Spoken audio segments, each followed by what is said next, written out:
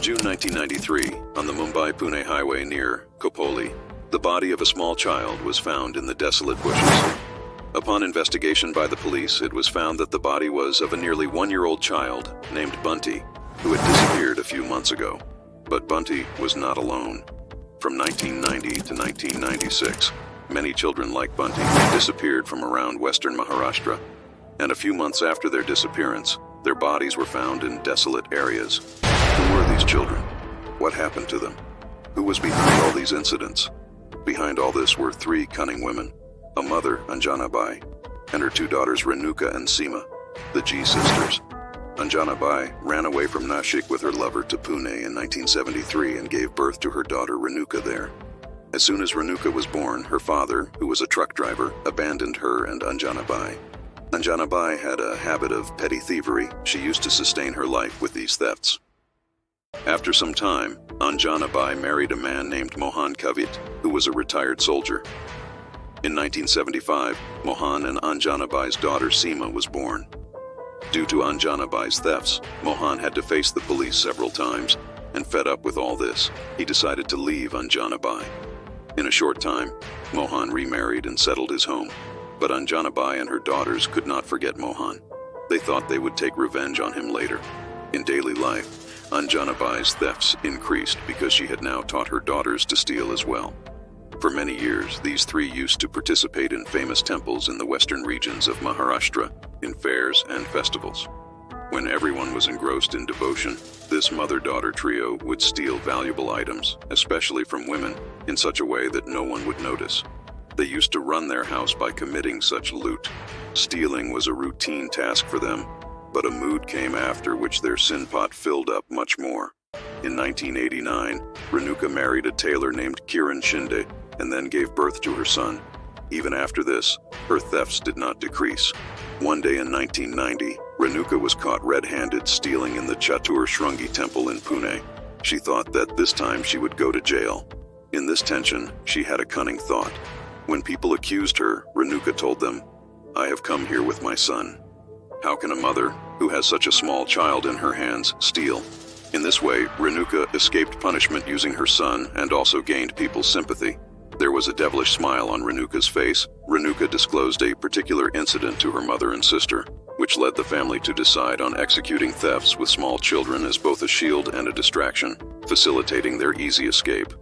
From 1990 to 1996, the family is believed to have abducted around 40 or more children. Their first murder victim was a beggar's son from Kolhapur, whom Renuka picked up in July 1990. They took him to Pune and named him Santosh. In April 1991, they returned to Kolhapur, where Seema was apprehended while attempting to steal a devotee's purse at the Mahalakshmi temple. To divert attention from Seema, Anjanabai forcefully threw Santosh down. He was barely a year old and sustained injuries. Amidst the ensuing chaos, Seema managed to flee. As Santosh continued to cry from his injuries, the family feared getting caught. To quiet him, Anjanabai smashed his head against an electric pole, while the others reportedly watched the murderer eat vada pav. Santosh died instantly, and they discarded his body near a pile of old rickshaws. In October 1996, Mohan Gavit and his second wife Pratibha filed a FIR in Nashik for the disappearance of their 9-year-old daughter Kranti, and they suspected Anjanabai and her daughters because they knew that the three hated their family. As soon as they heard the news of the investigation, Anjanabai, Renuka, Seema, and Kiran also went underground. Their hatred for Mohan and Pratibha had increased even more. To take revenge for this, they now thought of kidnapping Mohan's younger daughter. The ghost of revenge was riding on their heads in such a way that they returned to the city without thinking anything, and at this time, in November 1996, the police arrested Anjanabai, Renuka, Seema, and Kiran. After the arrest, when the police raided their house in Nashik, they found many clothes with bloodstains along with some children's toys. This deepened the police's suspicion. During the interrogation, the three women kept such an innocent face as if they were completely ignorant. The police put a lot of pressure, and at last, Seema broke her silence. She admitted that they had kidnapped and murdered Mohan and Pratibha's daughter Kranti and buried her body in a sugarcane field in Pune. Seema also accepted that all this was done at the behest of her mother Anjanabai. The Crime Investigation Department, i.e., CID got involved in the investigation of their past crimes because the clothes recovered from their house were of different sizes. This proved that they had many victims. On the other hand, a turning point came in the case. Fearing punishment, Kiran Shinde filed an application in the Nashik court to become a witness in the case. He lifted the veil from every act of his wife, mother-in-law, and sister-in-law, and gave detailed information to the police, such as the timeline of events and the stories of theft, kidnapping, and murder committed by the three. Kiran also gave the police information about the places where the children's bodies were disposed of. Due to Kiran's cooperation, he was pardoned by the court.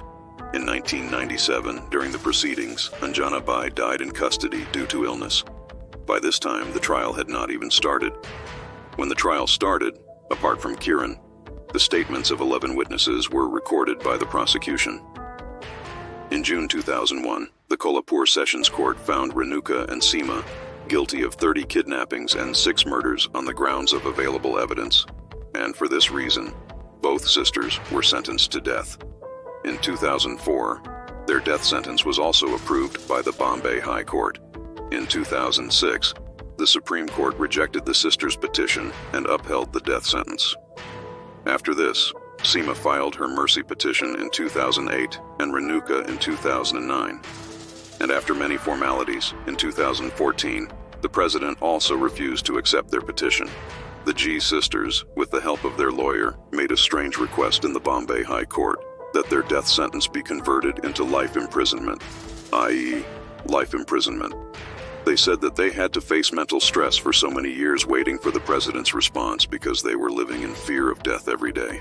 On January 18, 2022, the Bombay High Court, due to the delay in receiving a response, commuted their death sentence to life imprisonment due to their mental condition.